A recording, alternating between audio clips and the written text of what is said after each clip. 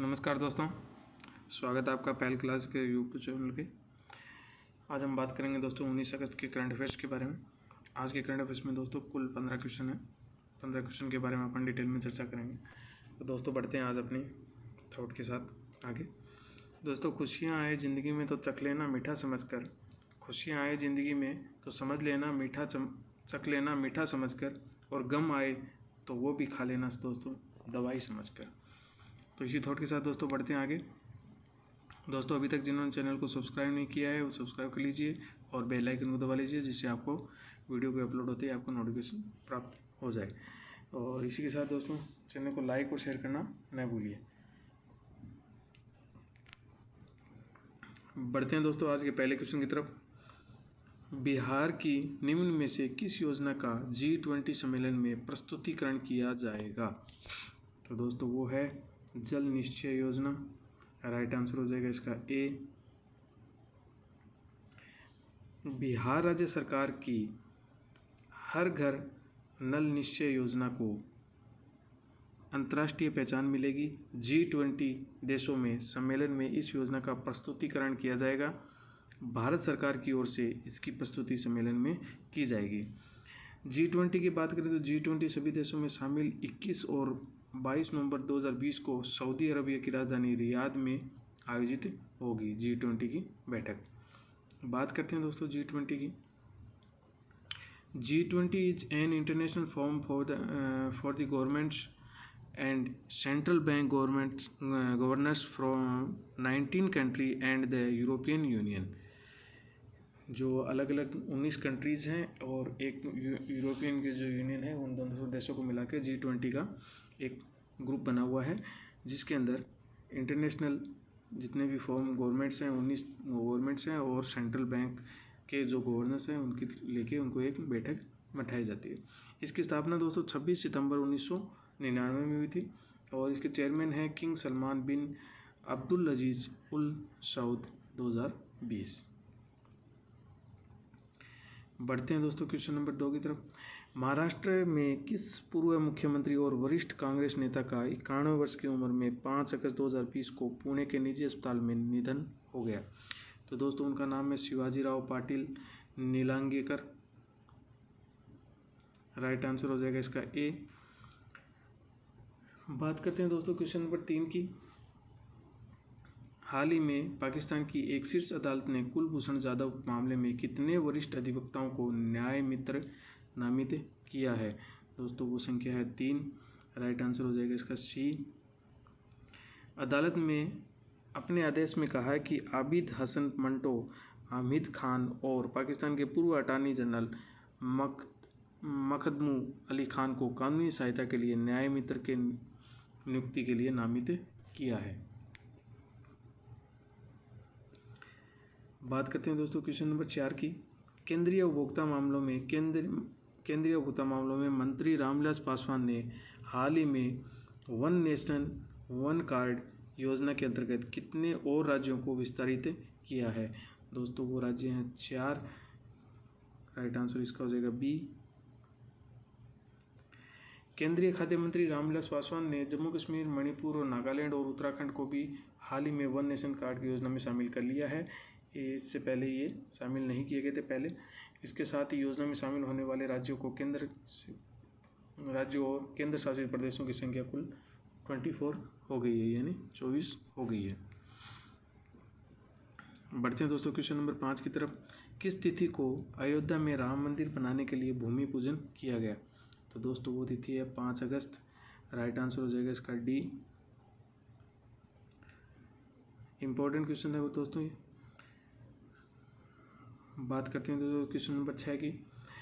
जम्मू कश्मीर के नए राज्यपाल कौन बने हैं? तो दोस्तों वो है मनोज सिन्हा। राइट आंसर हो जाएगा इसका बी। इन्हें गिरीश चंद्र मुर्मू का स्थान लिया। सिन्हा ने लोकसभा में 3 बार पूर्वी उत्तर प्रदेश के गाजीपुर संसदीय क्षेत्र का प्रतिनिधित्व किया। इसके अलावा सिन्हा रेल राज्य मंत्री के रूप में कार्य भी कर चुके हैं। बात करते हैं दोस्तों जम्मू कश्मीर की मैप में देखें अपन तो जम्मू कश्मीर इस स्थान पे लोकेटेड है ठीक है, पहले ये हिस्सा भी इसके अंदर आता था, अभी ये केंद्र शासित प्रदेश करके जम्मू कश्मीर को अलग करके अलग स्टेट बना दिया है। ठीक है, बात करते हैं दोस्तों जे एन के की यूनियन टेरिटरी के अंदर 31 अक्टूबर 2019 को केंद्र शासित प्रदेश बना दिया था, जिसके बाद में कैपिटल इसकी जो श्रीनगर है मई से लेके अक्टूबर तक, और जम्मू की जो है नवंबर से अप्रैल में। 2 कैपिटल है इसकी, 2 राजधानी है। जो मई से अक्टूबर के लिए है वो श्रीनगर रहती है, और जम्मू है वो है नवंबर से अप्रैल तक। और इसके लिए गवर्नर हैं वो कौन है? मनोज सिन्हा, जो हाल ही में अपॉइंटेड हुए हैं। बात करते हैं दोस्तों क्वेश्चन नंबर 7 की। भारत के नए केंद्र नियंत्रक और महालेखा परीक्षक कौन बने? तो दोस्तों वो हैं गिरीश चंद्र मुर्मू। राइट आंसर हो जाएगा इसका सी। भारत के सीएजी एक ऐसा व्यक्ति है जो यह देखता है कि संसद द्वारा अनमूल्य खर्चों की सीमा से अधिक धन खर्च न हो पाए, और संसद द्वारा विनियोग अधिनियम के निर्धारित मदों को धन खर्च किया जाए।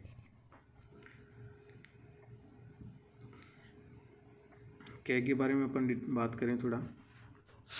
नियंत्रण और महालेखा परीक्षक कैग, संवैधानिक जो प्रावधान है इसका, उसके बारे में अपन बात करें। इसमें इंपॉर्टेंट क्वेश्चन काफ़ी बन रहे हैं, तो अपन देख लेते हैं।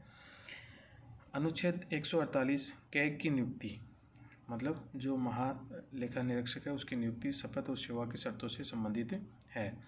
अनुच्छेद 149 भारत के नियंत्रक और महालेखा परीक्षक के कर्तव्यों और शक्तियों के से संबंधित है। अनुच्छेद 150 कहता है कि संघ और राज्य के खातों का विवरण राष्ट्रपति के अनुसार कैग की सलाह पर रखना होगा। अनुच्छेद 151 कहता है कि संघ के खातों की संबंधित कैग की रिपोर्ट राष्ट्रपति को सौंपी जाएगी, जो संसद के प्रत्येक सदन में के पटल पर रखी जाएगी। ये 151 में प्रावधान है। अनुच्छेद 279 शुद्ध आय की गणना कैग द्वारा प्रमाणित की जाती है, जिसका प्रमाण पत्र अंतिम माना जाता है। तीसरी अनुसूची में भारत के संविधान में तीसरी अनुसूची के धारा 4 भारत में कैग और सर्वोच्च न्यायालय के न्यायाधीशों द्वारा पदभार ग्रहण के समय ली जाने वाली शपथ का प्रावधान करती है। छठी अनुसूची के अनुसार दोस्तों जिला परिषद और क्षेत्रीय परिषद के खातों को राष्ट्रपति और कैग द्वारा अनुमोदित प्रारूप के अनुसार रखा जाना चाहिए। इन निकायों के लेखा जोखा इस तरह से करना होगा कि जिस पर कैग उचित समझता है, और ऐसे खातों से संबंधित रिपोर्ट राज्यपाल को प्रस्तुत की जाएगी, जो कि विधान मंडल के समक्ष रखी जाती है। कैग की स्वायत्तता बताते हैं, तो कैग की स्वायत्तता के अंदर स्वतंत्र सुरक्षा के लिए संविधान में कई प्रावधान किए गए हैं। कैग राष्ट्रपति की सील और वारंट द्वारा नियुक्त किया जाता है, और इसका कार्यकाल 6 वर्ष या 65 वर्ष की आयु तक होता है, दोनों में से जो भी पहले हो। कैग को राष्ट्रपति द्वारा केवल संविधान में दर्ज प्रक्रिया के अनुसार हटाया जा सकता है, जो कि सर्वोच्च न्यायालय के न्यायाधीश को हटाने के तरीके के समान है। एक बार कैग का पद से स्वनिवृत्त होने के इस्तीफा देने के बाद वह भारत सरकार या किसी भी राज्य सरकार के अधीन किसी भी कार्यकाल में पदभार नहीं ले सकता है। कैग का वेतन और अन्य सेवा शर्तों की नियुक्ति के बाद भिन्न कम नहीं की जा सकती। कैग के कार्यकाल का प्रशासनिक व्यय, जिसमें वेतन, भत्ते, पेंशन आदि सभी शामिल है, जो कि संचित निधि पर भारित होते हैं, जिन पर संसद में मतदान नहीं हो सकता। तो ये इसके कैग के स्वायत्तता हैं, इनके इम्पोर्टेंट पॉइंट है। और ये जो अपने अनुच्छेद जो कि सेंक्शन है, धाराएं हैं, वो आप संविधान की नोट कर लीजिएगा। बात करते हैं दोस्तों क्वेश्चन नंबर 8 की। हर साल किस तिथि को हिरोशिमा दिवस मनाया जाता है? दोस्तों वो तिथि है 6 अगस्त। किस तिथि को मनाया जाता है दोस्तों? 6 अगस्त को। राइट आंसर हो जाएगा इसका सी। 6 अगस्त 1945 को द्वितीय विश्व युद्ध के दौरान संयुक्त राज्य अमेरिका ने जापान के हिरोशिमा शहर लिटिल बॉय नामक परमाणु गिराया था। यह परमाणु हमला 1945 के द्वितीय विश्व युद्ध के समाप्त करने के मकसद से किया गया था। 3 दिन बाद 9 अगस्त 1945 को जापान के नागासाकी शहर पर फेट मैन नाम का अगला परमाणु बम गिराया गया था। हिरोशिमा दिवस का इतिहास की बात करें अपन तो दोस्तों, लिटिल बॉय दुनिया का पहला परमाणु बम था जिसने 9000 पाउंड से अधिक यूरेनियम 235 लोड किया गया था, जिसमें US B-29 बॉम्बर एयरक्राफ्ट द्वारा 6 अगस्त 1945 को हिरोशिमा के जापानी शहर एनोला पर गिराया था। यह विस्फोट इतना विशाल था कि इसने शहर का लगभग 90% आबादी को ख़त्म कर दी थी, जिसमें 70,000 लोगों की तत्काल मृत्यु हो गई थी और बाद में विकिरण के प्रभाव के कारण लगभग 10,000 लोगों की मृत्यु हो गई थी। बात करते हैं दोस्तों क्वेश्चन नंबर 9 की। हाल ही में भारतीय प्रतिभूति और विनिमय बोर्ड सेबी के चेयरमैन अजय त्यागी के कार्यकाल को कितने महीने के लिए बढ़ा दिया गया? तो दोस्तों वो 18 महीने। कितने महीने? 18 महीने। राइट आंसर इसका हो जाएगा बी। सेबी के चेयरमैन अजय त्यागी का कार्यकाल इस साल सितंबर के आखिरी में ख़त्म हो रहा था। केंद्र सरकार ने त्यागी के कार्यकाल को फरवरी 2020 तक के लिए बढ़ा दिया है, 2022 तक के लिए, sorry. Security and exchange board of India SEBI, इसकी स्थापना 12 अप्रैल 1992 में, हेडक्वार्टर इसका मुंबई, और चेयरपर्सन जो हैं इसके वो हैं अजय त्यागी। बात करते हैं दोस्तों क्वेश्चन नंबर 10 की। हाल ही में राजेश कुमार को किस राज्य के मुख्य सचिव के रूप में नियुक्त किया गया है? दोस्तों वो है मणिपुर। राइट आंसर हो जाएगा इसका बी। राजेश कुमार को मणिपुर के राज्यपाल नजमा हेपतुल्ला द्वारा मणिपुर राज्य के मुख्य सचिव के रूप में नियुक्त किया गया है, और इनका जो इससे पहले जो थे वो जे सुरेश बाबू, इनकी जगह इनको रिप्लेस किया गया है। मणिपुर की बात करें तो दोस्तों मणिपुर की कैपिटल है वो इम्फाल। चीफ मिनिस्टर है एन बीरेन सिंह, और पॉपुलेशन है यहाँ की 27.2 लाख 2011 के अनुसार। बात करते हैं दोस्तों क्वेश्चन नंबर 11 की। हाल ही में क्रोएशियाई एवं जर्मन शोधकर्ता ने किस देश के वर्षावनों से ट्विग हॉपर की एक नई प्रजाति कैलेडोनोट्स भास्करी की खोज की है? तो दोस्तों वो है श्रीलंका। राइट आंसर हो जाएगा इसका सी। ट्विग हॉपर ने एक नई प्रजाति कैलेडोनोट्स भास्करी का नामकरण केरल वन अनुसंधान संस्थान के एक युवा संस्करण जीव विज्ञानी और टीडी विशेषज्ञ धनेश भास्कर का नाम रखा गया है। ट्विग हॉपर इस दुर्लभ प्रजाति को श्रीलंका के सिंह राजा वर्षावन में खोजा गया है। बात करते हैं दोस्तों क्वेश्चन नंबर 12 की। आयरलैंड के किस पूर्व राजनीतिज्ञ और नोबेल पुरस्कार विजेता का निधन हो गया? तो वो है दोस्तों जॉन हयूम। राइट आंसर हो जाएगा इसका ए। इन्होंने अपने देश उत्तरी आयरलैंड के विद्रोहियों के साथ समझौता कराने के अहम भूमिका के लिए नोबेल पुरस्कार से सम्मानित किया था। इस समझौते की वजह से उत्तरी आयरलैंड की हिंसा खत्म हो गई थी। बात करते हैं दोस्तों क्वेश्चन नंबर 13 की। हाल ही में किस राज्य में हिम तेंदुआ संरक्षण केंद्र स्थापित करने की घोषणा की गई है? तो दोस्तों वो राज्य है उत्तराखंड। राइट आंसर इसका ए। इस हिम तेंदुआ संरक्षण केंद्र को उत्तराकाशी वन विभाग क्षेत्र में स्थापित किया जाएगा। इस राज्य में शीतकालीन पर्यटन को बढ़ावा देने के लिए हिम तेंदुआ संरक्षण केंद्र स्थापित किया गया है। इसमें उत्तराकाशी और पिथौरागढ़ जिलों में हिम तेंदुओं की संख्या बड़ी भी संख्या में देखे गए हैं। हालांकि अभी तक इनकी गिनती नहीं हो पाई है। बात करते हैं दोस्तों क्वेश्चन नंबर 14 की। हाल ही में किस देश द्वारा जारी किया गया राजनीतिक नक्शे में जम्मू कश्मीर को, लद्दाख, जूनागढ़ को अपने हिस्से में दिखाया है? तो दोस्तों वो है पाकिस्तान। राइट आंसर इसका सी। पाकिस्तान ने भी नेपाल की तरह एक नया राजनीतिक नक्शा तैयार करने के लिए भारतीय इलाकों को जम्मू कश्मीर, लद्दाख और गुजरात के जूनागढ़ को अपने नक्शे में शामिल किया है। यह पहली बार है कि जब पाकिस्तान ने अपने इलाके को अपने नक्शे में दिखाया है।